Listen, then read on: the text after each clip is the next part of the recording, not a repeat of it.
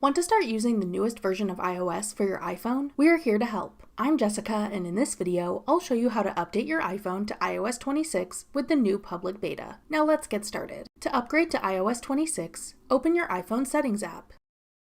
Select General. Then tap Software Update.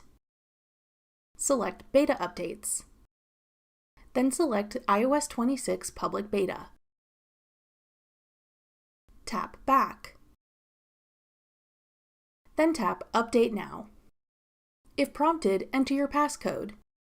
The iOS update will then begin downloading. This may take a while. Once the download is complete, tap Install Now to begin the installation process.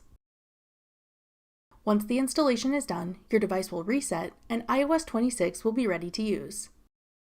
That's all it takes to upgrade your iPhone to iOS 26. To learn about some of the new features in iOS 26, check out this video next. Click the video on your screen now to watch. Thanks for watching. If you found this video helpful, we'd love it if you'd hit the like button below and subscribe to our channel. We put out great new tech tutorials like this one every day.